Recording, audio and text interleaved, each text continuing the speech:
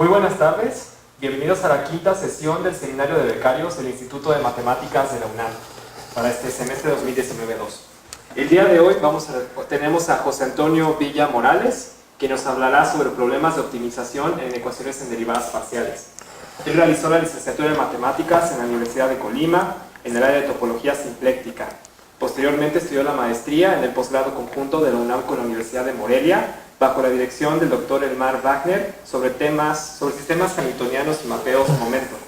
Actualmente estudia el doctorado en matemáticas bajo la dirección de Luz de Teresa en el área de control óptimo de ecuaciones en derivadas parciales. Sus áreas de interés son la geometría diferencial, los sistemas dinámicos y temas de física matemática. Bueno, pues gracias por la invitación. ¿Se oye? Entonces, yo de lo que les voy a hablar hoy un poco es sobre control óptimo. Control óptimo es una parte de lo que es el control en general. Y control óptimo de ecuaciones parciales, pues es todavía una parte más pequeña de lo que es control en general. Entonces, bueno, para empezar la idea es decir qué es control.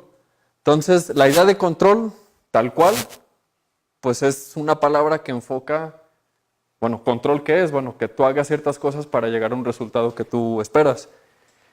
Entonces, en la cuestión de aplicaciones, en la cuestión de matemáticas, en la cuestión de ingeniería, el control ¿qué es? Es controlar datos para obtener un objetivo. O sea, en general tú dices, voy a controlar, no sé, un circuito eléctrico, pues tú vas a manejar las cosas para que ciertos fenómenos pasen como tú quieres.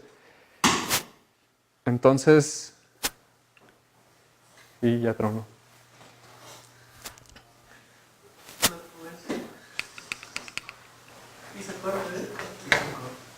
Hizo corto.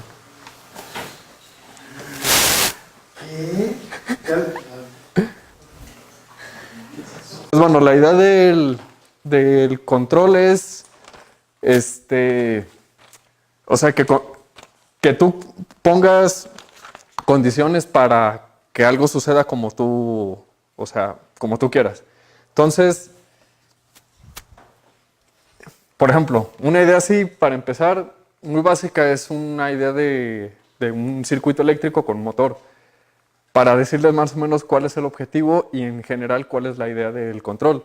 Entonces, por ejemplo, en un circuito, pues tú tienes una batería, tienes una resistencia, puedes tener un inductor, y eso hace que le entre corriente al motor, y el motor, bueno, la corriente eléctrica la hace inducción magnética y hace que se mueva. Entonces, tú puedes relacionar, por ejemplo, la velocidad angular más 1 entre la resistencia, la velocidad, más el voltaje, más otros términos aquí. Y tú puedes decir, bueno, yo quiero que en 0 esto valga 0. Entonces, ¿qué te dice? Tú tienes un motor que va a girar con velocidad angular omega. Quieres que en la condición, en el tiempo 0, pues tenga una velocidad W0, que puede ser 0 o un número distinto de 0. Y bueno, la idea es decir, ¿qué voltaje B le pongo para que en t mayor que 0, bueno, en un tiempo, no sé, W de t valga un W tilde? O sea, ¿qué quiere decir? ¿Qué voltaje le tengo que poner para que en un tiempo t me alcance cierta velocidad? Entonces, el control, o sea, esa es la idea del control. O sea, estoy controlando porque yo estoy moviendo el voltaje como yo quiera, para llegar a un objetivo que es que el motor tenga cierta velocidad. Entonces, igual si le calo para...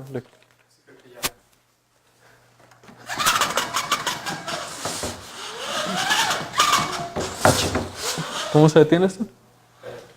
Nada más bájalo. Ah, ya. Sí, ahí va, ¿no? Ya prendió el cañón. Sí, está calentado.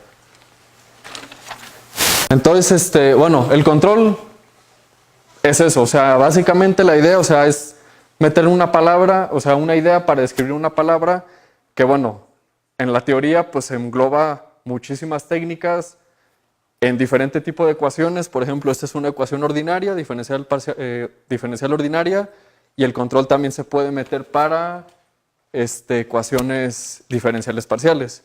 Entonces, bueno, ¿control qué es? Pues controlar para obtener un objetivo. Hay control exacto, hay control óptimo y hay otros tipos de control. Hay control robusto, hay control, hay control óptimo, hay control a cero. Entonces, cuando escuchan control, pues es una idea que engloba pues una gran variedad de técnicas para diferentes problemas y para diferentes aplicaciones. Entonces, yo de lo que voy a hablar ahorita es de control de ecuaciones diferenciales parciales. Y también decir, voy a hablar de control de ecuaciones diferenciales parciales, pues es un campo muy amplio.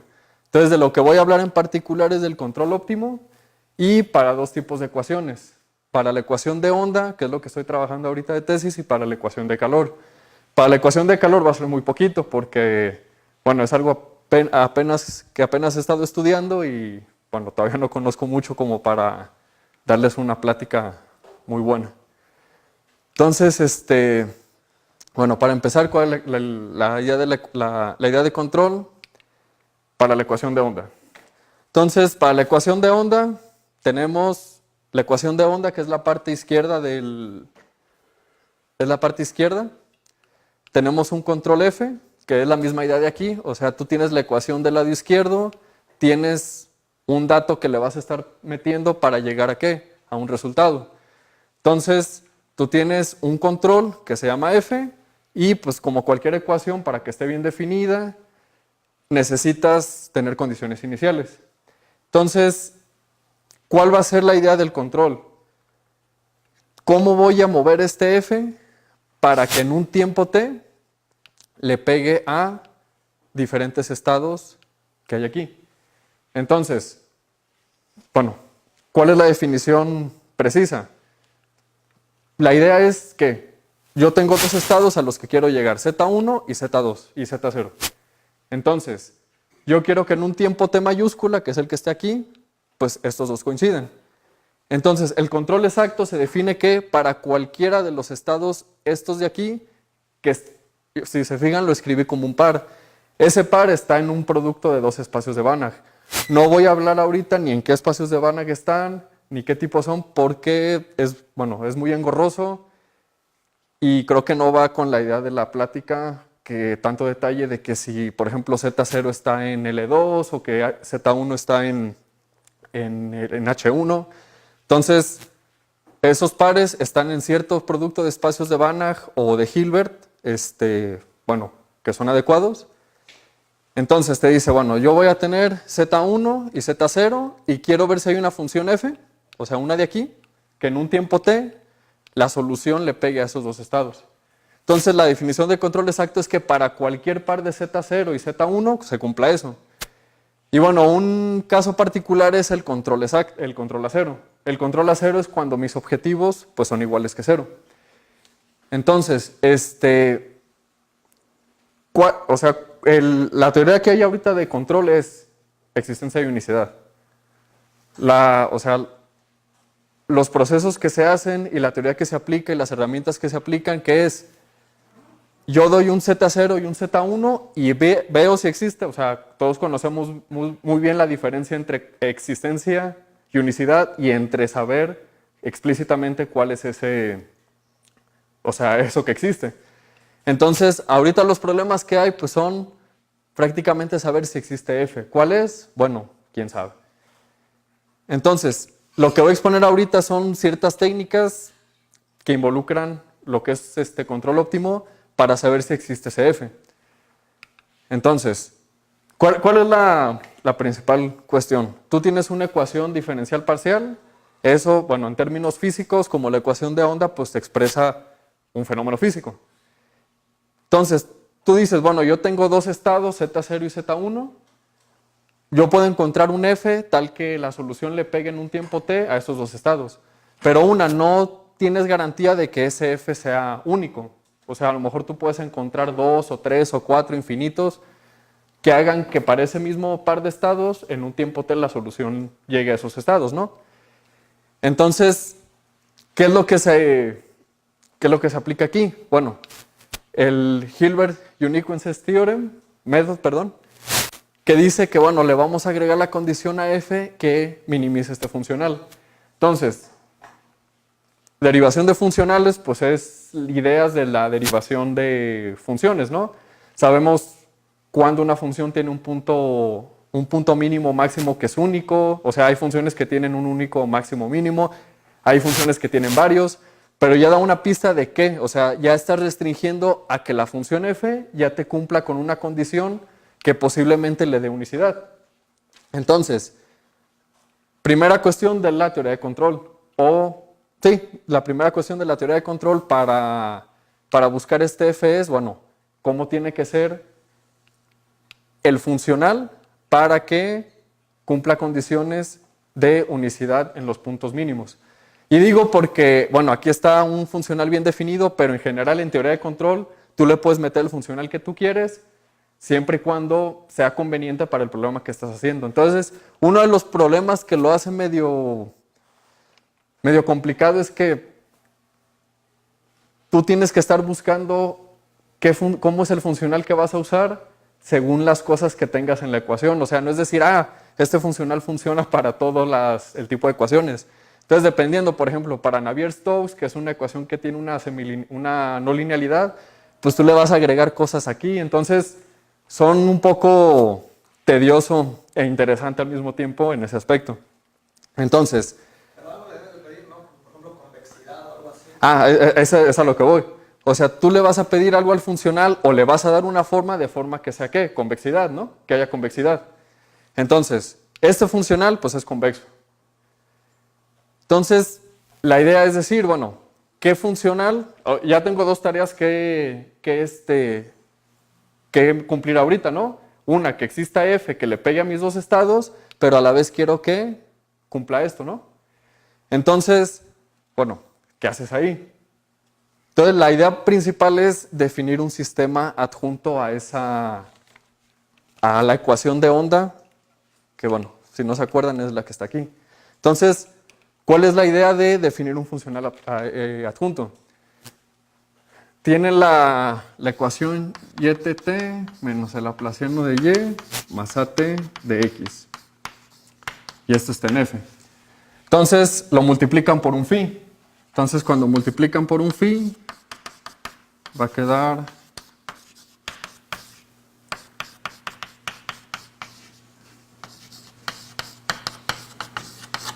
entonces va a quedar esto de aquí.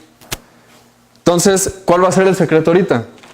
Cuando ustedes derivan un funcional, lo hacen en dirección de una función en un espacio. En este caso vamos a agarrar la derivada en dirección de phi para este funcional, donde phi es una función con soporte compacto en el dominio de la ecuación, que es omega.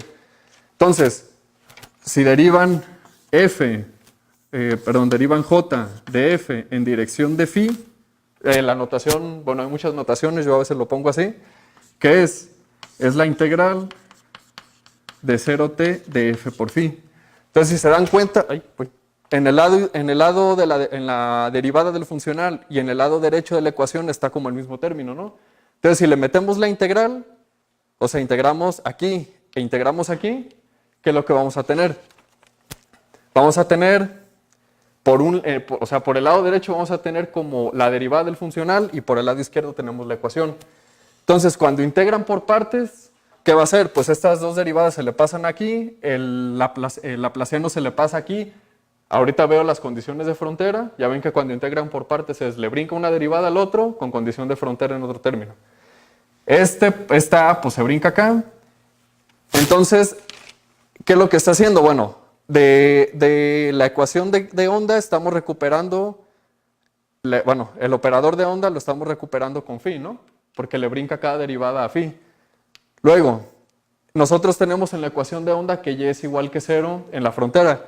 Como no estamos haciendo nada en la frontera, pues le vamos a pedir que phi sea igual que 0.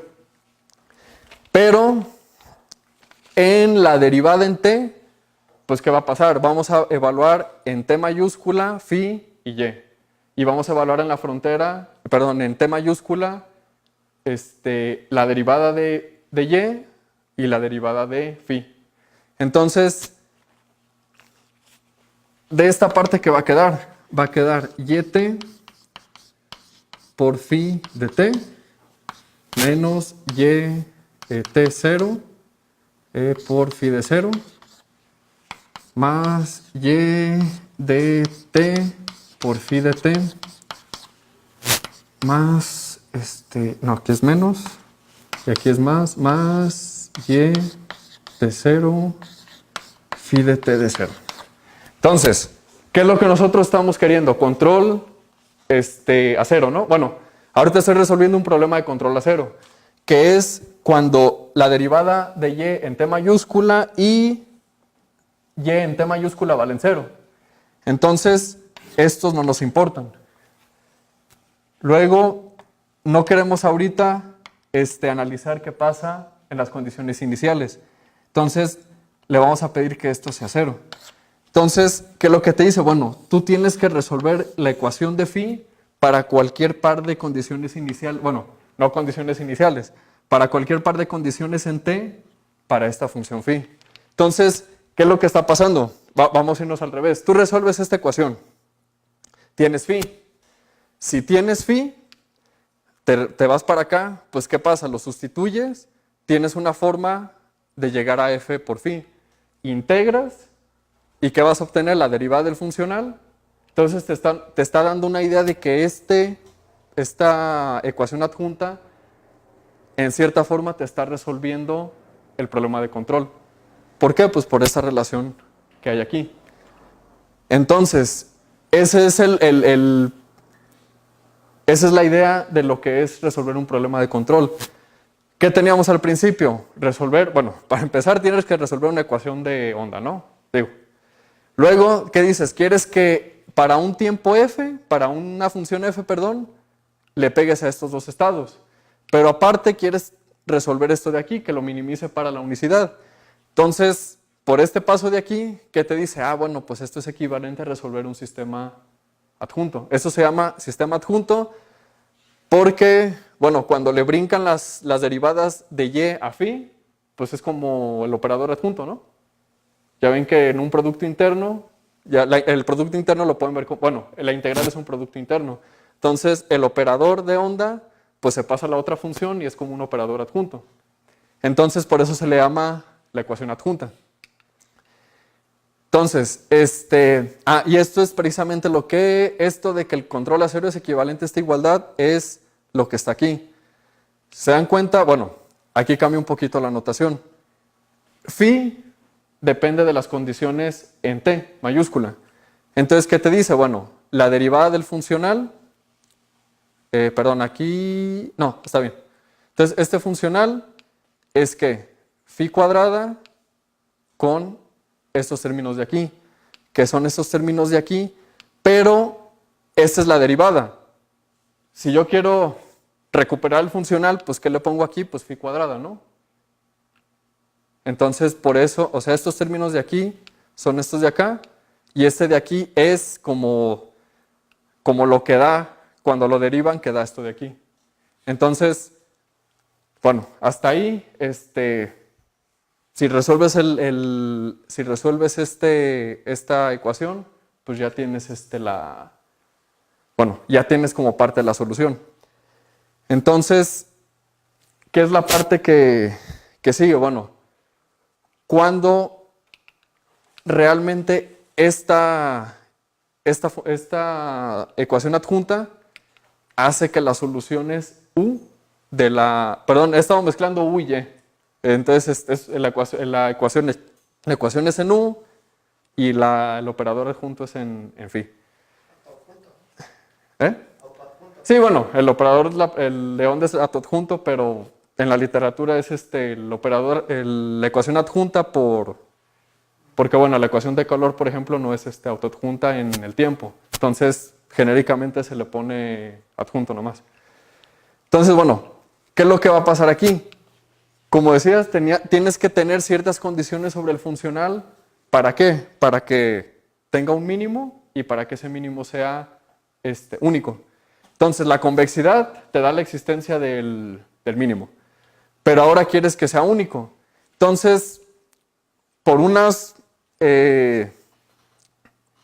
cálculos que no voy a hacer aquí, para que este funcional sea, para que ese funcional tenga un mínimo único, ocupas que cumpla algo que se llama coercividad. Para que pase eso, ocupas tener esta desigualdad esa desigualdad que le vamos a llamar desigualdad de observabilidad. Este es como como el secreto del control a cero. Y es el secreto porque, un poco más adelante, ahorita me voy a adelantar, te dice que en una ecuación lineal, si se cumple la desigualdad de observabilidad para la ecuación adjunta, tienes control a cero. Entonces, hay dos puntos de vista, desde el análisis funcional, y el otro punto de vista es cómo esto le da coercividad a este funcional para que el mínimo sea único. Entonces, a la parte del análisis funcional ahorita llego. Entonces, ¿qué te está diciendo? Si tú demuestras que la desigualdad de observabilidad se cumple, tienes coercividad y por lo tanto tienes un punto mínimo en el funcional. Y si defines f igual que f tilde, donde este es el mínimo del funcional, aquí, un poco la notación. Estoy escribiendo f igual que phi. Phi minimiza el funcional, esto depende de phi 0 y phi 1, pero phi depende de las condiciones en t, ¿no? Entonces, la correspondencia no está afectada. Entonces, ahorita parte de la plática también es decir, no cómo se demuestra la desigualdad de observabilidad, porque eso es muy complicado y es muy característica de cada ecuación. Entonces, lo que voy a hablar más o menos es qué cosas se tienen que usar para tratar de calcular una desigualdad de observabilidad. El problema que estoy ahorita trabajando es el problema de dos controles. Para el problema de dos controles, la idea es exactamente la misma. Tienes dos funciones f y b, quieres que la solución en un tiempo t le pegue a dos estados, pero ahora el problema es precisamente ese, que tienes dos funciones f y b, diferentes, aquí son mayúscula, perdón, diferentes, definidos en dos dominios. Entonces, para el problema de dos controles, lo que se usa es una estrategia de Stackelberg, que originalmente es una estrategia de teoría de juegos. Lo que hacen es definir un líder y un seguidor, que es nomás decir, voy a escoger un f primero, en base a f fijo, voy a tratar de escoger un b con ciertas condiciones, y ya que tenga ese b, pues voy a ver si resuelve el problema. Entonces, el control jerárquico, en la nomenclatura del control jerárquico, ¿qué es? Definir un control líder. Control líder, pues, tiene el mismo nombre, lo dice, es el que va a imponer las condiciones sobre las que se van a definir la función f.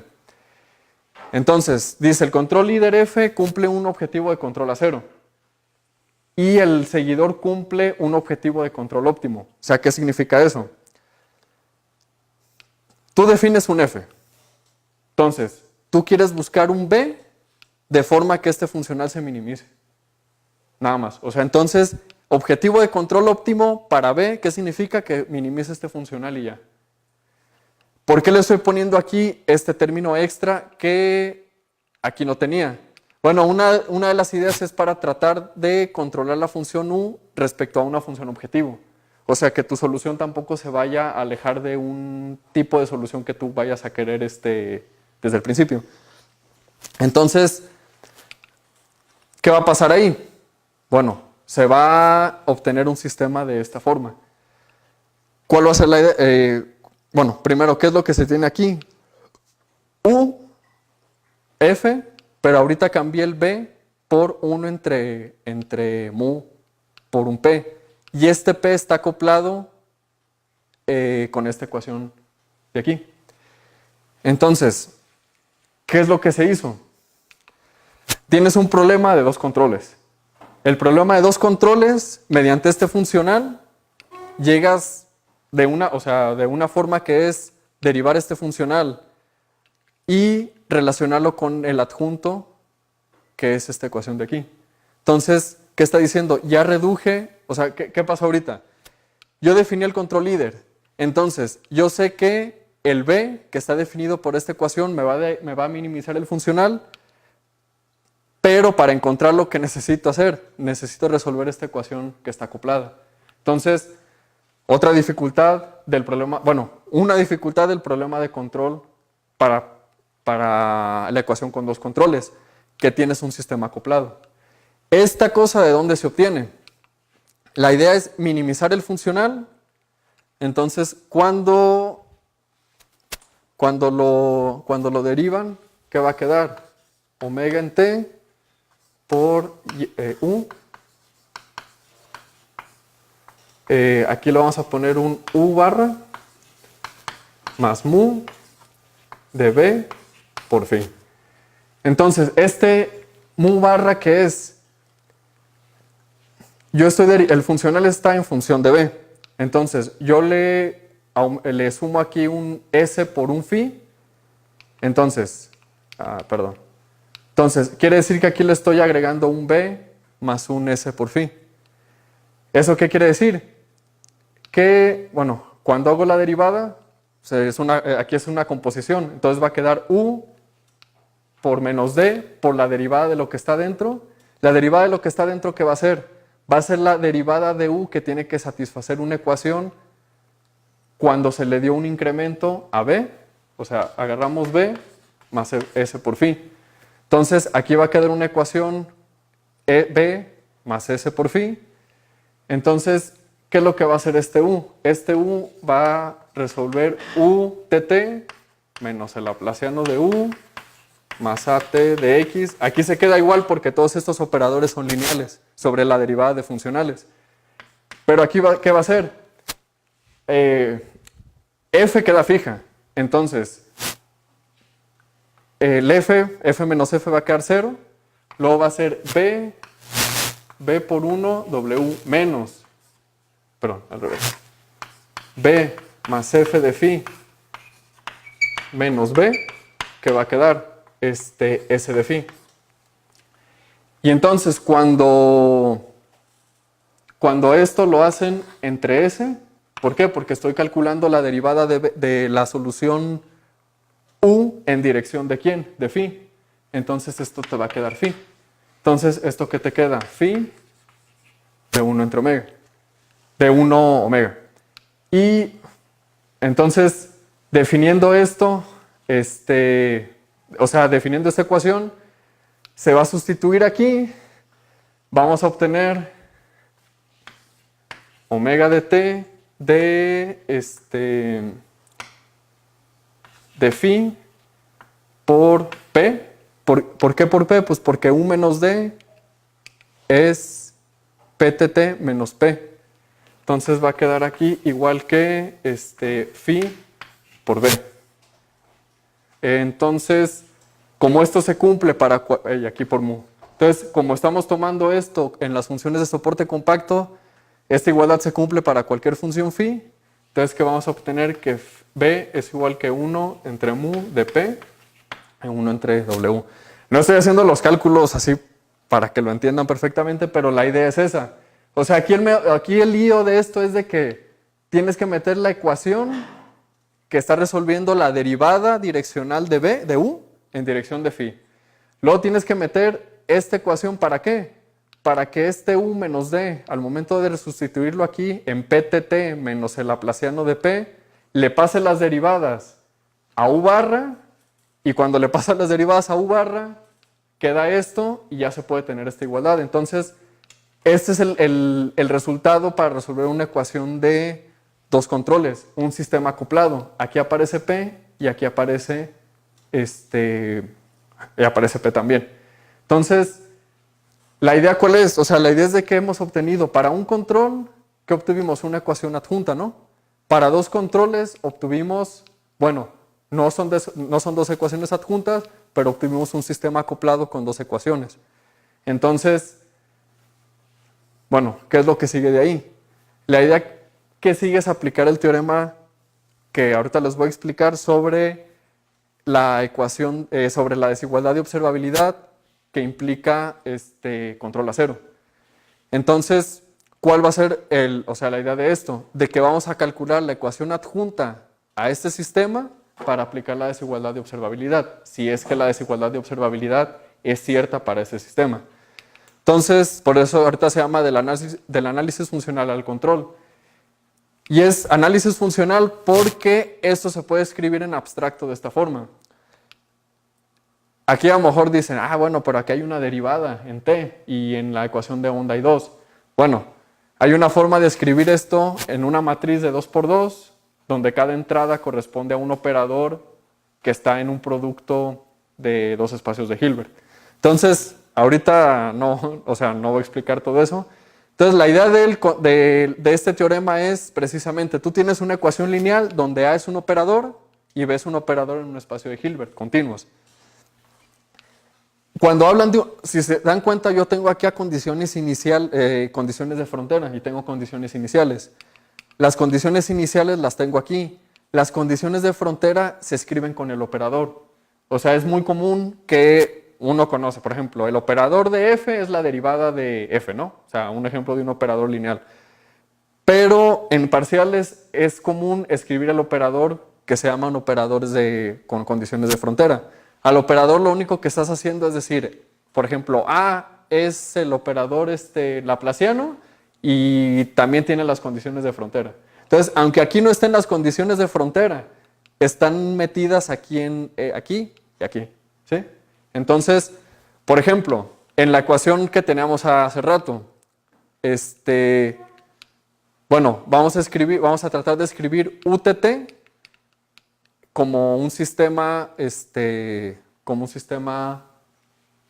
con una sola derivada. Se hacen ecuaciones ordinarias. Una ecuación del segundo orden, por una matriz la conviertes en una del primer orden, ¿no? Entonces, es la misma idea aquí. Entonces, para ese caso nos vamos a tener que fijar en cómo va a ser el operador que vamos a tener ahora. Entonces, eso lo explico porque a mí me costó, cuando lo vi dije, pues, ¿de dónde está la condición de frontera? Y no es nada más porque se incluyen aquí en el operador A y en el operador B. Entonces, ¿qué te dice? El sistema de control 16 es controlable a 0 para t mayor que 0 si se cumple esto de aquí. Bueno, de aquí. ¿En qué se parece esto a esto de aquí?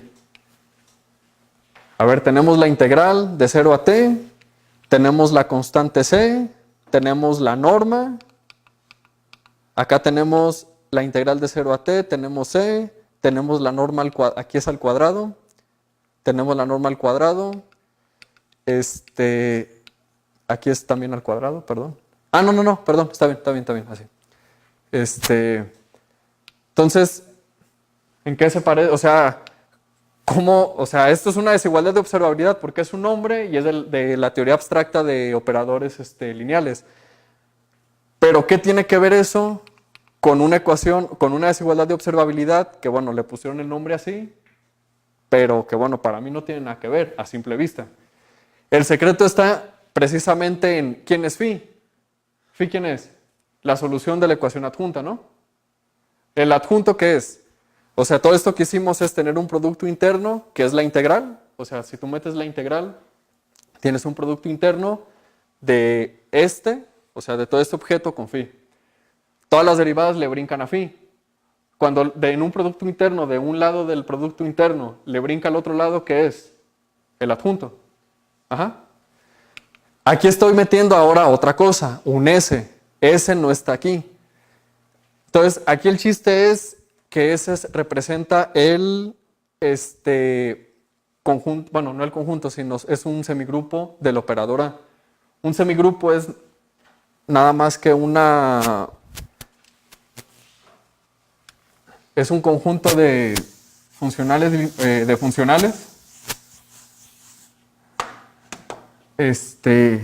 que lo que van a hacer es, tienes UT, les voy a explicar un poquito de qué trata. Imagínense que es una ecuación de primer orden diferencial y no tiene nada que ver que es un operador en derivadas parciales ni nada. ¿Cómo se resuelve esa ecuación? Pues la idea era multiplicarlo por e a la menos t por a, ¿no?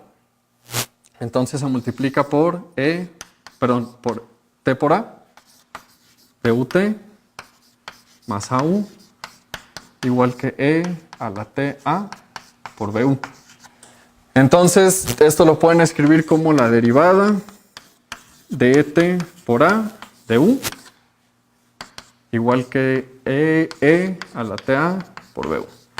Y pues ya les da la solución, ¿no? Nomás integran, este se pasa a negativo y ya tienen U. ¿Cómo pueden imitar eso? Digo, la motivación de todo esto es tratar de imitar este paso, pero para operadores lineales. Bueno, para empezar, pues ¿qué significaría esto? Hay para matrices, ¿no? O sea, está definida la exponencial para matrices. Entonces, para no meterse ahorita en tanto rollo de qué es el exponencial de un operador, a esto lo vamos a denotar como ST. Entonces, este S por T es, o sea, en sí todo esto, bueno, la solución U de T es ST por la condición inicial. Esa es la solución, donde U0 es la condición inicial en un espacio de Hilbert, ST es el grupo, el semigrupo generado por A. ¿Y por qué generado? Pues porque aquí está A. Y la solución va a estar definido por esto. Entonces, pues ya prácticamente, o sea, esa es la idea que hay en escribir la ecuación, la desigualdad de observabilidad con este S de aquí. Que este S por U0 es la solución del sistema, de un sistema de esta forma. Ahora, ¿por qué aparece esa estrella? Bueno, pues por la naturaleza de lo que es la ecuación adjunta. La ecuación adjunta salió de pasarle todas las derivadas de y a phi. Entonces, ¿por qué se obtiene aquí este S estrella? Pues porque al momento de pasarle todas las derivadas de y a phi, pues el operador también se fue de esa forma. No voy a hacer los cálculos porque no son tan difíciles, pero pues no se trata de eso. Entonces, este S estrella por U0 es ¿quién? La solución del adjunto, que es phi de t. B, ahora, ¿quién es B estrella? Bueno, B estrella, B por quién estaba multiplicado en la ecuación de onda, en un solo control, por 1 de omega, ¿no? Entonces, el adjunto de la transformación, o sea, si esto lo ven como un operador, el adjunto de esto es exactamente el mismo, en la norma L2. Entonces, ¿qué está diciendo? Este B estrella, en la desigualdad de observabilidad que teníamos, pues no aparece porque es 1. Y está implícito en que aquí va a venir la norma de L2 en omega chiquito. Luego viene la norma de phi de 0 y phi de 1. Y aquí está S estrella en T por U de 0. Entonces, tenemos aquí la norma de phi de 0, de phi de 1. Pero esas no eran condiciones iniciales en 0, eran condiciones iniciales en T mayúscula. Entonces, bueno, por lo menos aquí ya tenemos T mayúscula. Entonces, luego, U0, nuestro sistema como tenemos la ecuación de onda, tenemos dos condiciones iniciales. Cuando escribes la ecuación de onda en esta forma, las condiciones iniciales es un par. ¿Por qué? Porque está en un producto de un espacio de Hilbert. Entonces, S estrella por T, pues va a ser precisamente este término de aquí que teníamos en la desigualdad de observabilidad. Entonces, pues ya prácticamente está diciendo que esta desigualdad es equivalente a esta de aquí. Entonces, prácticamente está diciendo que con esta desigualdad de observabilidad puedes tener el control a cero de una ecuación, de un problema de control. Ahora, ¿cuál es el gran problema de control? O sea, hasta ahorita, digo, no es fácil, pero no es tan complicado. O sea, estas operaciones se pueden hacer. Precisamente lo complicado del control es encontrar esta desigualdad de observabilidad. Y para eso se usa una herramienta bastante pesada, que son las desigualdades de Kalman. Una desigualdad de Kalman es un tipo de desigualdad, no es genérico. O sea, De hecho, hay un artículo donde pone desigualdades de Kalman entre comillas. Es una palabra para dar un conjunto de desigualdades de este tipo, y cuando hablo de este tipo es porque son parecidas en ciertas cosas, pero muy similares unas a otras, que te ayudan de cierta forma a ver si es cierta la desigualdad de observabilidad. Entonces, por ejemplo, esta es la desigualdad de observabilidad para el operador de onda. La desigualdad de observabilidad solamente tiene que ver con el operador en sí, no con lo que está al lado derecho de la ecuación, o sea, no tiene que ver ni con F ni con B. Entonces, por ejemplo, esta es para el operador de onda normal.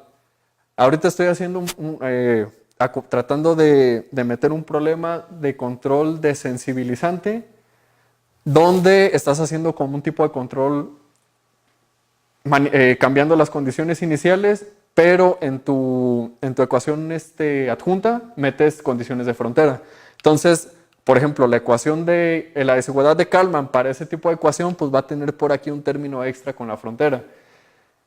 Por ejemplo, la ecuación de calor, si se dan cuenta, la ecuación de ondas tiene dos derivadas. Entonces aquí aparece una. Para la ecuación de calor no va a aparecer la derivada en el tiempo. Entonces, si un día escuchan hablar de desigualdades de Kalman, no es un nombre genérico como si escuchan ecuaciones de Hamilton. Pues tienen una forma P, la derivada de P igual que la derivada de H entre Q. O sea, tienen esa forma ya. Entonces, las desigualdades de Kalman son un conjunto de desigualdades con una forma muy, muy parecida a esta, pero no tan parecida. Entonces, ese es el principal problema con la desigualdad de observabilidad. Una, ocupas Kalman para demostrar esto, pero pues también tienes que demostrar esto. Y está hecho para unas. Por ejemplo, para ecuación de calor ocupas ponerle pesos, ρ0 y ρ aquí. Entonces, calcular desigualdades de Kalman no es nada fácil. O sea, y de hecho en la demostración, la idea básica es manipular un operador donde tú tienes una función phi y manipular esto de aquí y separarlo como un operador positivo más uno negativo. Eso es lo más genérico o como el común o sea, en los pasos para ver que una desigualdad de Kalman es cierta. O sea, esto, descomponer el operador donde este es el operador de la ecuación que estás manejando como un operador positivo y uno negativo. Y de ahí en fuera es un infierno así de que tienes que estar sacando términos, acotar términos. Y luego pues tienes que, o sea, qué términos me conviene dejar y qué términos me conviene como meterlos en una constante. O sea, es muy pesado. Entonces, son como dos tareas, como lo veo. Una, todo lo que hicimos de calcular la ecuación adjunta, minimizar los funcionales, y la otra es esto de aquí. Entonces, tu problema no está completo hasta que no encuentres esto, que es que no encuentres una desigualdad de Kalman apropiada para esa ecuación. Y bueno, siguen los problemas abiertos, que es en lo que estoy trabajando ahorita, que es el problema de control, pero cuando le metes una semilinealidad aquí. Bueno, genéricamente es una función diferenciable. Entonces, bueno, pues ¿qué haces ahí? Para empezar, ya tienes... Para empezar, ¿qué pasa? Esto es lineal, ¿no? Entonces, si tú le metes una semilinealidad a tu ecuación, pues este teorema no necesariamente es cierto. Entonces, para el problema semilineal, no puedes agarrarte de la desigualdad de observabilidad con esa seguridad, porque el teorema para ecuaciones en abstracto no funciona. O bueno, pues no es cierto, porque eso es para una ecuación lineal. Entonces, la herramienta sigue siendo la misma. Sí vas a llegar a una desigualdad, una desigualdad de observabilidad, pero ya no va a ser tan directo, y lo que vas a tener que hacer es definir un funcional de forma que, te llegue una desigualdad apropiada para resolver este problema. Y estamos trabajando ahorita para funciones con este crecimiento, y está hecho para funciones tipo Lipschitz. Entonces, ciertos artículos lo manejan para cierto tipo de exponentes aquí. Por ejemplo, Enrique Suausúa, para la ecuación de una dimensión de onda, lo hace para alfa igual que un medio. no lo haces para alfa mayor que 2 porque las soluciones para una semilinealidad de este tipo con alfa mayor que 2 tienden a, le llaman blow up phenomena. No sé bien qué es, entonces lo que da a entender es como que las soluciones se te van, no las puedes acotar. Entonces, y bueno, Shushan lo hace para operadores hiperbólicos y y bueno, ya no me dio tiempo, pero para la ecuación de calor se plantea un problema al revés, que es el líder tiene ahora un control óptimo y el seguidor va a tener un control a cero. Al principio habíamos dicho, el líder tiene un control a cero y el seguidor tiene un control óptimo. Ahora le vamos a cambiar. Y aunque parece simple, ese cambio es bastante complicado por el orden en el que estás haciendo. Ahora primero tienes que definir una ecuación adjunta. ¿Por qué? Porque es el problema cero y después tienes que resolver un problema de optimización para el líder. Entonces, eso es básicamente, bueno, la teoría de control, bueno, a lo que yo llevo estudiando ahorita es desigualdad de observabilidad y sistemas acoplados adjuntos. Pues esa es básicamente la parte central de control. Sistemas adjuntos acoplados y la desigualdad de observabilidad. Entonces, bueno, si la bibliografía, si alguien la quiere revisar,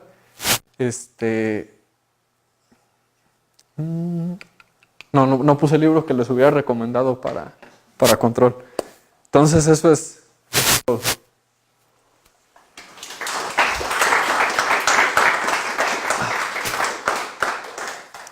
¿Preguntas para el expositor? Pues yo tengo una pregunta. Como que todo esto se me parece como justo como una ecuación hamiltoniana para una especie de dimensión infinita. O sea, Lo de que defines así como que un operador J que es convexo, como que al final de cuentas es como un hamiltoniano, ¿no? es que hay para control está el método de Lagrange, y que es básicamente definir un lagrangiano. Entonces, Como el lagrangiano y cuando haces esta otra cosa es como igual convexo que será el hamiltoniano, ¿no? sí. Entonces, sí tiene... Sí, bueno, o sea, de hecho sí. Yo no lo he hecho por ese camino, de la parte de definir el lagrangiano. Pero... Y de hecho no sé por qué no lo he hecho. Sí, de hecho muchos problemas de...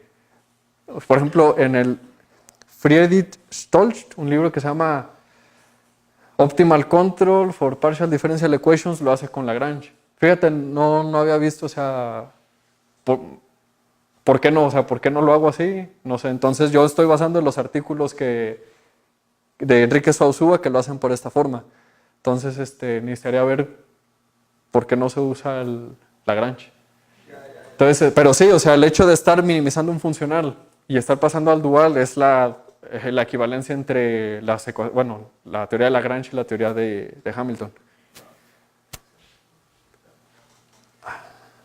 Bueno, y otra cosa que me quedé pensando era ¿cómo definirías el exponencial de un operador? Y yo creo que lo que tendría que hacer es pues, como en las matrices, Sí, con la serie de potencias. por serie de potencia, pero... Que empieza el operador que sea continuo para que la norma sea acotada, porque es por lo final como lo terminas definiendo para que puedas ver que convergen, ¿no? Sí, la exponencial se define igual como, o sea, reemplazas el operador en la serie de potencias. No sé, que sirva de algo, o sea, en sí como meterlo y tratar de calcular, para el laplaciano sería, pues no sé, no. Entonces, ahí en el libro de Mathematical Control Theory de Sapsik, ese creo que sí lo tengo aquí, ahí se hace un ejemplo donde trata de calcular no trata de calcular, sino lo hace calculando la exponencial para la derivada, nada más. Entonces, y llega a una serie de Fourier. Entonces, no sé si está por aquí. Ah, sí. El Jersey-Sapsik. Ahí se hace el ejemplo para cómo calcula el semigrupo de la derivada. Y sí, o sea, si para una derivada es bastante feo en una dimensión, yo supongo que no se hace para el laplaciano ni nada. ¿Otra pregunta?